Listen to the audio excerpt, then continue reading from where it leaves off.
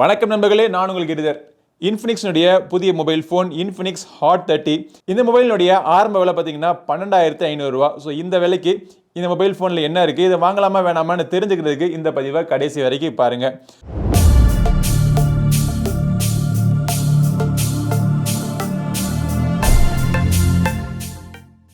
இந்த Infinix hot 30 மொபைலில் பார்த்தீங்க அப்படின்னா ஒரு 120 Hz refresh கொண்ட ஒரு ஃபுல் HD டிஸ்பிளே கொண்ட மொபைல் ஃபோன்.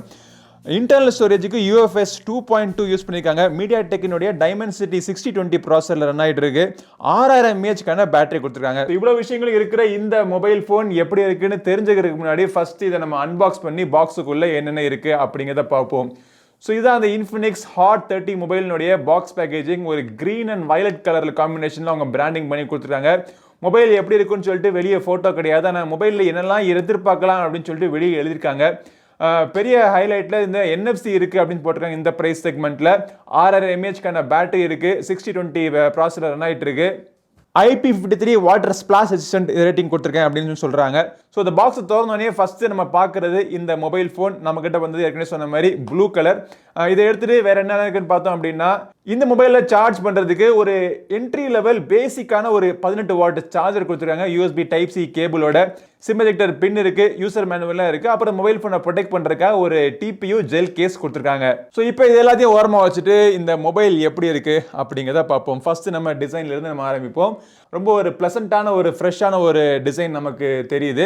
ஆனால் சுற்றி இருக்கிறத பார்த்தீங்க அப்படின்னா பிளாஸ்டிக் ரிம்ஸ் கொடுத்துருக்காங்க. பின்னாடி இருக்கக்கூடிய ஒரு கிளாஸ் ஃபினிஷிங், ஆனால் வந்து பிளாஸ்டிக் மொபைல் ஃபோன் தான். ஸோ இந்த ப்ரைஸ் செக்மெண்ட்டில் இது ஓகே, பார்க்குறதுக்கு நல்லா இருக்குது. ஸோ இந்த டிசைனை வச்சு எனக்கு கம்ப்ளைண்ட் பண்ணுற அளவுக்கு பெருசாக ஒன்றும் இல்லை. கீழ்ப்புறத்தில் பார்த்தீங்க அப்படின்னா நடுப்புறமாக ஒரு USB Type C போட்டு கொடுத்துருக்காங்க. 3.5 ஆடியோ ஜாக்கும் இருக்குது, ஒரு மைக் இருக்குது, டூயல் ஸ்டீரியோ ஸ்பீக்கர்ஸ், DTS எஃபெக்ட்ல டூயல் ஸ்டீரியோ ஸ்பீக்கர்ஸ் கொடுத்துருக்காங்க. சவுண்டோடைய எஃபெக்ட் நல்லாவே இருக்குது. ஒரு சைடில் வால்யூம் பட்டன்ஸ், அதுக்கு கீழே பவர் பட்டன். இந்த பவர் பட்டன் தான் உங்களுக்கு ஃபிங்கர் பிரிண்ட் ஸ்கேனரும் கூட. ஃபிங்கர் பிரிண்ட் ஸ்கேனருடைய ஸ்பீட் ஓகே, இந்த ப்ரைஸுக்கு நல்லாவே பண்ணியிருக்காங்க.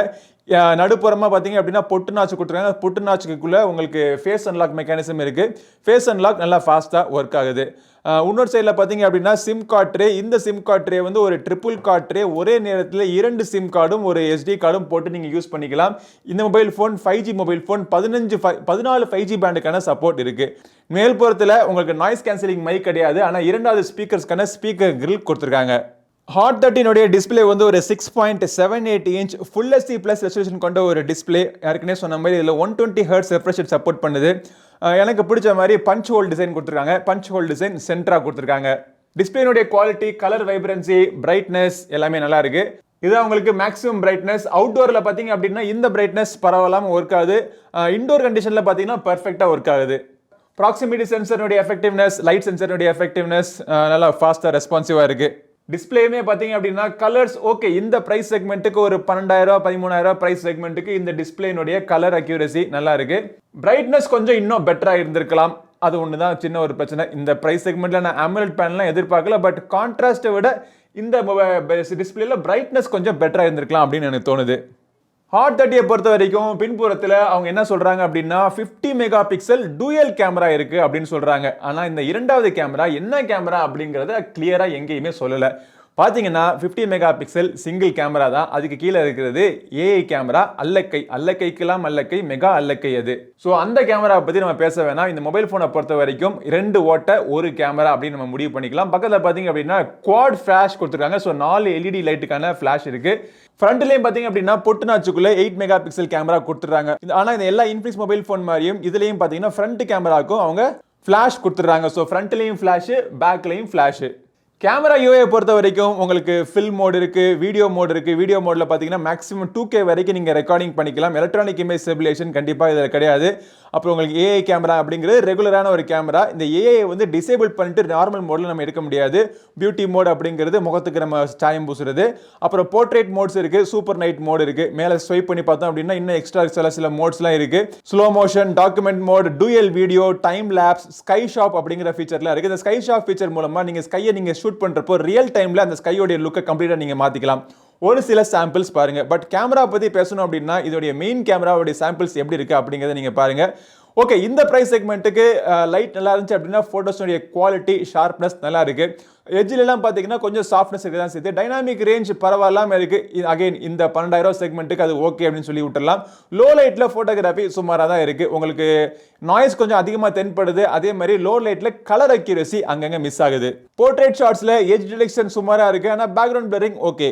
எவ்வளோ ஃபோட்டோ எடுத்தாலும் கடைசி வரைக்கும் என்னால் இந்த கூட இருக்கிற அந்த ஏஐ அல்லக்கை எதுக்கு இருக்கு, என்ன செய்யுது அப்படிங்கிறத கண்டுபிடிக்க முடியல. அது இல்லாமல் கூட அந்த ஏஐ கேமரா வேலை செய்ய தான் செய்யுது. வீடியோஸ்க்கு பார்த்தீங்க அப்படின்னா எலக்ட்ரானிக் இமேஜ் ஸ்டெபிலைசேஷன் அவங்க கொடுத்துருக்கலாம். அப்படி கொடுத்துருந்தாங்கன்னா கொஞ்சம் ஸ்டெபிலைஸ்டாக இருக்கும். நம்ம எடுக்கிற ஃபுட்டேஜ் கொஞ்சம் ஷேக்கியாக இருக்குது. பட் இருந்தாலும் நீங்கள் ஒரு ட்ரைபாடில் வச்சு இல்லை ஷேக் ஆகாத ஒரு இடத்துல நீங்கள் வச்சு நீங்கள் ஷூட் பண்ணீங்க அப்படின்னா ஃபுட்டேஜ் பார்க்குறதுக்கு நல்லாவே இருக்குது. உங்களுக்கு சோஷியல் மீடியாவில் ஷேர் பண்ணுறதுக்கு இந்த ஃபுட்டேஜ் நல்லா இருக்குது. ஃப்ரண்ட் கேமரா பார்த்தீங்க அப்படின்னா லைட் நல்லா இருந்துச்சு, நல்ல செல்ஃபிஸ் நீங்கள் எடுக்கலாம். லோ லைட்டில் அதோட ஃப்ளாஷ் யூஸ் பண்ணி நீங்கள் செல்ஃபிஸ் எடுக்கலாம். பட் வந்து லோ லைட் செல்ஃபிஸ் சுமாராக தான் இருக்குது. ஓவராலாக பார்த்தீங்கன்னா கேமராவுடைய பெர்ஃபார்மன்ஸ் இந்த பிரைஸ் செக்மெண்ட்டுக்கு ஓகே அப்படின்னு சொல்லி விட்டுறலாம். பட் இதை விட கொஞ்சம் ஒரு 1000-2000 போட்டோம் அப்படின்னா டெஃபினட்டாக இதை விட டபுள் மடங்கு பெட்டரான கேமரா குவாலிட்டி நமக்கு மார்க்கெட்டில் கிடைக்கும். இப்போ இந்த Infinix Hot 30 மொபைல் ஃபோனுடைய ஒரு மிகப்பெரிய ஹைலைட்டே பார்த்தீங்க அப்படின்னா இதில் ரன் ஆகிட்டு இருக்கக்கூடிய 6020 ப்ராசஸர். இந்த யூஐயில் பார்த்தீங்கன்னா Dimensity 700 அப்படின்னு காமிக்குது. 700 கிடையாது, 6020 ப்ராசஸர். பட் இந்த பிரைஸ் செக்மெண்ட்டுக்கு இந்த ப்ராசஸர் நல்லாவே பெர்ஃபார்மன்ஸ் எனக்கு கொடுக்குது. இந்த ப்ராசஸர் தவிர பார்த்தீங்க அப்படின்னா இன்டர்னல் ஸ்டோரேஜ் உங்களுக்கு 128GB உங்களுக்கு ஸ்டாண்டர்டாக கொடுக்காங்க. 2 வேரியண்ட்லையுமே UFS 2.2 அது 4GB ரேம் வேரியண்ட் இல்லாட்டி 8GB ரேம் வேரியண்ட் நீங்கள் சூஸ் பண்ணிக்கலாம். எது நீங்கள் சூஸ் பண்ணாலும் அதை மெமரியை வந்து நீங்கள் டபுள் ஆக்கிக்கிற மாதிரி உங்களுக்கு மெமரி ஃபியூஷன் ஆப்ஷன் உங்களுக்கு கொடுத்துருக்காங்க. ஸோ சப்போஸ் எங்கிட்ட இப்போ 8GB வேரியண்ட் இருக்குது, இதில் வந்து எக்ஸ்ட்ராவாக 8GB வந்து இன்டர்னல் ஸ்டோரேஜ் வந்து நான் ரேமுக்காக யூஸ் பண்ணிக்கலாம் அப்படிங்கிற ஆப்ஷன் நான் கொடுத்துட்டு 16GB ஆப்ஷன் இருக்குது அப்படின்னு சொல்லிட்டு ஒரு மார்க்கெட்டிங் கேமிக் அவங்க சொல்கிறாங்க. பட் ஆக்சுவலாக பார்த்தீங்க அப்படின்னா இதில் இருக்கக்கூடிய அந்த ஃபிசிக்கல் ரேம் வந்து 8GB. NFC கொடுத்துருக்காங்க, தேவையான எல்லா சென்சஸும் இருக்குது. L1 வைட் சப்போர்ட் உங்களுக்கு கொடுத்துருக்காங்க. இந்த பிரைஸ் செக்மெண்ட்டுக்கு தாராளமாக நீங்கள் ஹை அண்ட் கேம்ஸில் மீடியம் இல்லாட்டி லோ கிராஃபிக்ஸ் போட்டு நீங்கள் விளையாண்டிங்க அப்படின்னா உங்களுக்கு ஸ்மூத்தான கேம் பிளே கிடைக்கும். ரொம்ப நேரம் நீங்கள் மொபைல் ஃபோனை யூஸ் பண்ணாலோ கேம் விளையாண்டாலோ ஹீட்டிங் அவ்வளோவா எனக்கு கையில் தென்படலை. பட் அதுக்குன்னு ரொம்ப ரிசோர்ஸ் இன்டென்சிவான கேமில் ஹை FPS மோடில் போட்டு இன்டென்சிவான கிராஃபிக்ஸ் மோட்லாம் போட்டு விளையாண்டிங்க அப்படின்னா அதுக்கெல்லாம் தாங்காது. பட் பெர்ஃபார்மன்ஸை பொறுத்த வரைக்கும் நீங்கள் அன்றாட யூஸ் பண்ணக்கூடிய அப்ளிகேஷன்ஸை ஹேண்டில் பண்ணுறதுக்கும் சரி, ஒரு சில கேம்ஸ் ஹேண்டில் பண்ணுறதுக்கும் சரி, இது வந்து ஒரு நியர்லி ஒரு இந்த ப்ரைஸ் செக்மெண்ட் ஒரு ஆல்ரவுண்டர் மாதிரி எனக்கு தோணுது. இப்போ எல்லா Infinix மொபைல் ஃபோன் மாதிரியும் இதுலேயும் பார்த்தீங்கன்னா அவங்களுடைய OS ஸ்கின் போட்டு கொடுத்துருக்காங்க. XOS version 13. இது வந்து Android 13 ரன் ஆகிட்டு இருக்கு. செக்யூரிட்டி அப்டேட்ஸ் மட்டும் 2 வருஷத்துக்கு செக்யூரிட்டி அப்டேட்ஸ் கொடுப்பேன் அப்படின்னு சொல்லிட்டு ப்ராமிஸ் பண்ணியிருக்காங்க. இப்போ இந்த XOSல நல்லா தான் இருக்கும், நீங்கள் தாராளமாக நீங்கள் யூஸ் பண்ணலாம். பட் எக்கச்சக்கமான ப்ளோட்வேர் அவங்க இன்ஸ்டால் பண்ணி கொடுத்துருக்காங்க. ஸோ இப்போ நீங்கள் பார்க்குறது எல்லாமே இந்த ஸ்க்ரீனில் பார்க்குறது எல்லாமே ப்ளோட்வேர் அப்ளிகேஷன்ஸ் தான். நான் ஒரு 4-5 அப்ளிகேஷன் இன்ஸ்டால் பண்ணியிருக்கேன். அது தவிர Snapchat, Spotify, Instagram, Facebookன்னு சொல்லிட்டு எக்கச்சக்கமான ப்ளோட்வேர் நம்ம நீங்கள் யூஸ் பண்ணாட்டியும் அதை வந்து உங்களுக்கு ஃபோர்ஸ்ஃபுல்லாக யூஸ் பண்ணுற மாதிரி அவங்க இன்ஸ்டால் பண்ணி கொடுத்துருக்காங்க. ஒரு சில அப்ளிகேஷன்ஸை நம்ம அன்இன்ஸ்டால் பண்ணலாம், பட் பல அப்ளிகேஷன்ஸை நம்ம அன்இன்ஸ்டால் பண்ண முடியாது. பட் ப்ளோட்வேரை தாண்டி நீங்கள் மொபைல் ஃபோனில் பார்த்தீங்க அப்படின்னா நிறைய அம்சங்கள் யூஸ் பண்ணுற மாதிரி யூஸ்ஃபுல்லான அம்சங்கள் இருக்குது. ஸ்பெஷல் ஃபங்க்ஷன் அப்படிங்கிற இடத்துக்குள்ள போய் பார்த்தோம் அப்படின்னா மல்டி விண்டோ யூஸ் பண்ணுறதுக்கு, மெமரி எக்ஸ்பேண்ட் பண்ணுறதுக்கு மெமரி ஃபியூஷன், வாட்ஸ்அப் அதிகமாக யூஸ் பண்ணுறவங்களுக்கு சோஷியல் டர்போ அப்படிங்கிற ஒரு ஃபீச்சர், அது மூலமாக வாட்ஸ்அப்பில் நிறைய டிப்ஸ் அண்ட் ட்ரிக்ஸ்லாம் நீங்கள் யூஸ் பண்ணிக்கலாம். கேமிங் மோட் இருக்குது. எக்ஸ்க்ளோன் அப்படிங்கிறது வந்து டூயல் அப்ளிகேஷன்ஸ்க்கான ஆப்ஷன் உங்களுக்கு கொடுத்துருக்காங்க. நீங்கள் வீடியோ பார்க்குற அந்த எக்ஸ்பீரியன்ஸை வந்து என்ஹான்ஸ் பண்ணுறதுக்காக வீடியோ சென்ஸ் கொடுத்துருக்காங்க.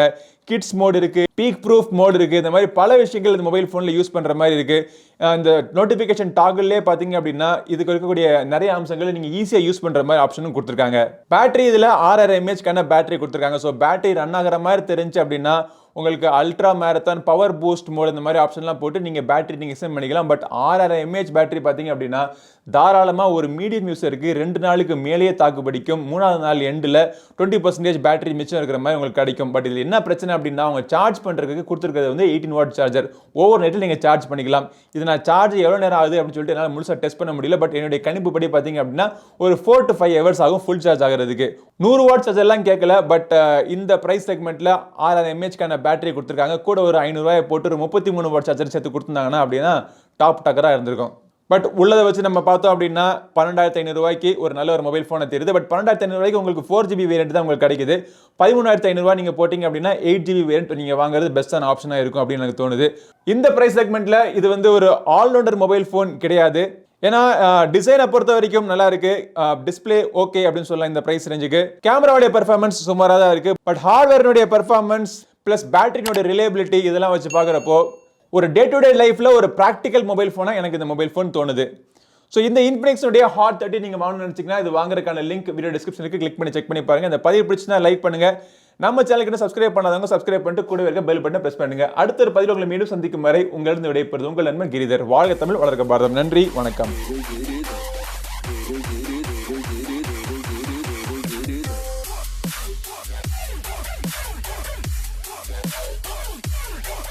Giri.